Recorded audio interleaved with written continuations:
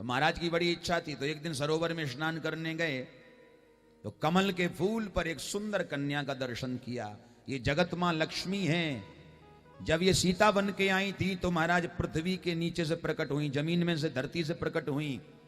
और जब ये रुक्मणी बन के आई तो कमल के फूल से प्रकट हो गई। बोलो रुक्मणी महारानी की जय हो। महाराज भीष्मक ने उठा लिया, नाम रख दिया रुक्मणी। खूब लालन पालन किया बिटिया का। बिटिया जब जवान हो गई तो कहा भीष्मक राजा ने अपने पुत्रों से, बेटा अब इनकी बिटिया की शादी करनी, तुम्हारी बहन का विवाह हो जाना चाहिए। और हम ये चाहते हैं कि तुम्हारी बहन का रिश्ता, तुम्हारी बहन का विवाह भगवान द्वारिकाधीश से कर दें, कृष्ण से कर दें। अच्छा, रुक्मी को कृष्ण पसंद नहीं थे। जो भाई रुक्मणी का भाई रुक्मी, उसको कृष्ण पसंद नहीं थे। सो महाराज तुरंत रुक्मी ने कहा, पिताजी आपका लगता है दिमाग खराब हो गया है। बोले क्यों? बोले कृष्ण के पास क्या है बताओ? भगोड़ा, रणछोड़, माखन चोर, चीर चोर, क्या है उसके पास? अरे छोड़ो, अपनी बहन की हम धूमधाम से शादी करेंगे, हमारे ऊपर छोड़ दो। तुम कौन के संग करोगे? बोले वो हम जाने। और भैया जा करके शिशुपाल के संग में रुक्मी ने अपनी बहन का संबंध कर दिया। बारात आने की तैयारी होने लगी। रुक्मणी को बड़ी चिंता हो गई कि मैं तो भगवान द्वारिकाधीश से प्रेम करती हूं और भैया ने हमारा संबंध करा दिया शिशुपाल से। तब महाराज भाभी के आगे रोने लगी रुक्मणी। तो भाभी ने कहा, बिटिया एक काम करो, एक पत्र लिखो और तुरंत लिख के पंडित जी को दे के भेजो। तो रुक्मणी जी ने बड़ा सुंदर पत्र लिखा जिसमें 7 श्लोक लिखे हैं। पंडित जी को पत्र दिया कि जल्दी द्वारिकाधीश को दे दो। पंडित जी पत्र लेके आए। द्वारिकाधीश बैठे राज सिंहासन पे और बैठे बैठे सोच रहे थे कि दाऊ भैया का विवाह तो हो गया, अब नंबर मेरा है। फिर भगवान को याद आया, बोले नंबर लगे कैसे? भैया विवाह उसका होता है, नंबर उसका लगता है जिसके घर में कोई रिश्ता आए। और परिचित जी, रिश्ता भी उसके घर में आता है जिसका रिकॉर्ड बढ़िया हो। बोलो राधे राधे। हर किसी का ध्यान, कहां रिश्ते आते हैं? बहुत से 40-40 साल के हो गए, इंतजार कर रहे हैं कोई आए, आता ही नहीं कोई। परेशान है बहुत से। हाँ, रिकॉर्ड बढ़िया होगा, समाज में बात बनी होगी तो रिश्तेदारों की कमी नहीं है, लाइन लगी रिश्तों की।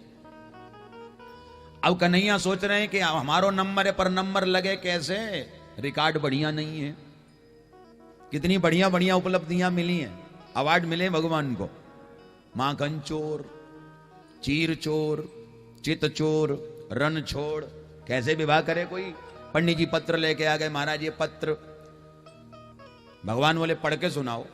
बोले नहीं नहीं प्रभु, ये आपका आपसी मामला है। भगवान बोले कोई बात नहीं, गुरुओं से, ब्राह्मणों से, संतों से कोई बात छुपाई नहीं जाती। आप हमारे आदरणीय हो, पूजनीय हो, आप ही सुनाओ। और जैसे ही पंडित जी ने पत्र खोला और खोल के सुनाने लगे। सुनना चाहोगे क्या लिखा है पत्र में? है? हाँ, सब कहते हैं सुनाओ महाराज। अच्छा, एक चीज तो है कि दूसरे के पत्र में बड़ा इंटरेस्ट होता है लोगों को। दूसरे का पत्र पढ़ने में बड़ा आनंद मिलता है कि इसमें क्या लिखा है, हम भी तो पढ़ें। अपना पत्र कोई किसी को पढ़ाता है? अब तो खैर पत्र का जमाना चला गया। अब तो मोबाइल के अंदर जो कुछ है वो सब उसी में हो रहा है। दूसरे का मोबाइल हर कोई देखना चाहता है और अपने मोबाइल के ऊपर 8-8 लॉक लगा रखे हैं। ये लॉक, फलाना लॉक, फलाना लॉक। एक और हो गया, एक नया काम चालू। पहले तो अनपढ़ लोग कोई काम करते थे तो उनसे अंगूठा लगवाया जाता था। अब पढ़े लिखे अंगूठा लगा रहे हैं। बोलो राधे राधे। मोबाइल पे अंगूठा लगाया जाता, फिंगरप्रिंट, तब तो खुलता है वो। कैसे खुले? तो भगवान के आगे पंडित जी ने पत्र सुनाया कि श्रुत्वा गुणान भुवन सुंदर श्रृणवतान्ते निर्विश्य कर्ण विवरै हरतोंगतापम रूपम दृशाम दृशिमताम अखिलार्थ लाभम त्वयि अच्युता विसति चित्रम पत्र पन्मे। श्रुत्वा गुणान, मैंने आपके गुणानुवाद सुने हैं। क्या सुना है? बोले भुवन सुंदर, त्रिभुवन में आप बहुत ज्यादा सुंदर हैं प्रभु, मैं आपसे प्रेम करती हूं। जो वस्तु एक सिंह को मिलनी चाहिए उसे कोई भेड़िया ले जाए, कोई गीदड़ ले जाए तो कितने शर्म की बात है। कहना चाहती हैं कि सिंह आप हैं और गीदड़ शिशुपाल है। हमारे यहाँ की परंपरा है कि बिटिया का जब विवाह होता है तो बेटी कात्यायनी मैया का पूजन करने मंदिर पे जाती है। तो मैं भी मंदिर पे पूजन करने जाऊंगी। श्री ठाकुर जी आप आए और वहां से मुझे स्वीकार करें। भगवान ने जैसे ही पत्र सुना तो पंडित जी बोले महाराज अब हमारा काम खत्म, हम चलें। भगवान बोले चले नहीं, हम भी चल रहे हैं। रथ को तैयार कर लिया भगवान ने, पंडित जी को बिठाया और जैसे ही दरवाजे पे आए तो बलराम जी दिख गए। कन्हैया कहां जा रहे हो? सो कन्हैया इतने शर्माए बेचारे, इतने शर्माए को कुछ पूछो मत। कन्हैया से पूछा कहां जा रहे हो? तब पंडित जी ने कहा ये कौंडिन्यपुर जा रहे हैं। अरे अरे वाह, कौंडिन्यपुर जा रहे हैं? हाँ, कल वहां स्वयंवर है। बलराम जी ने आज्ञा दे दी, कन्हैया चले हैं। कात्यायनी मैया के मंदिर पर रथ को रोक दिया और रथ को रोक करके खड़े हो गए। और इधर पंडित जी ने जाकर रुक्मणी जी को समाचार दे दिया, बिटिया द्वारिकाधीश आ गए मंदिर पे। अब रुक्मणी जी सखियों के संग में कात्यायनी मां का पूजन करने के लिए निकली। तो रुक्मणी के भाई रुक्मी ने 10,000 सैनिक सुरक्षा में दे दिए कि हमारी बहन की पूरी सुरक्षा होनी चाहिए। सैनिक संग में चल रहे हैं। और नारायण जैसे ही कात्यायनी मैया के मंदिर पे आई रुक्मणी जी, कात्यायनी मां का पूजन किया। थोड़ी देर में कात्यायनी की मूर्ति के पीछे से भगवान द्वारिकाधीश निकले और जैसे ही रुक्मणी जी के सामने आए तो महाराज तुरंत सैनिक जो खड़े थे तो मारने के लिए भगवान की ओर दौड़े। और भगवान लड़े नहीं, भगवान हंस पड़े। और इनकी हंसी में मोहिनी माया है। इनकी हंसी को देख के सैनिक ऐसे मोहित हुए, देखो तलवार ऐसे कर रखी है, ऐसे मारने को तैयार हैं, लेकिन भगवान की हंसी देख के सब मोहित हो गए। एक बोला अरे वाह देखो तो सही, हंसता कितना बढ़िया है। दूसरा बोला हंसी छोड़ो, मोर मुकुट देखो कितना सुंदर लग रहा है।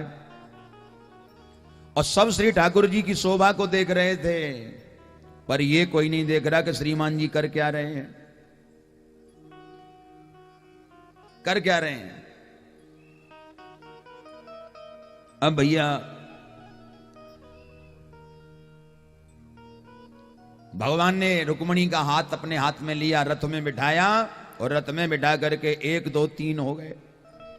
सैनिक देखते रह गए, हल्ला मचाने लगे, ले गया ले गया, पकड़ो पकड़ो पकड़ो। अब कौन पकड़े, वो तो गए। द्वारिका में आके भगवान ने रुक्मणी के संग वैदिक विधान से विवाह किया। और जब ये सैनिक चिल्ला रहे थे तो तुरंत रुक्मणी का भाई आया। ध्यान से सुनना, बस 2 मिनट की कथा है।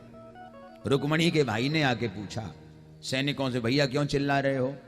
ले गया। क्या ले गया? सैनिक बोले सरकार आपकी बहन को ले गया। कौन? बोले द्वारिकाधीश। बड़ा क्रोध आया रुक्मी को, तो उसने कहा एक बात बताओ, तुम लोग क्या कर रहे थे जब तुम्हें हमने सुरक्षा में लगाया था? तुम क्या कर रहे थे? एक सैनिक बोला सरकार हम तो उसकी हंसी देख रहे थे। दूसरा बोला हम तो मोर मुकुट देख रहे थे।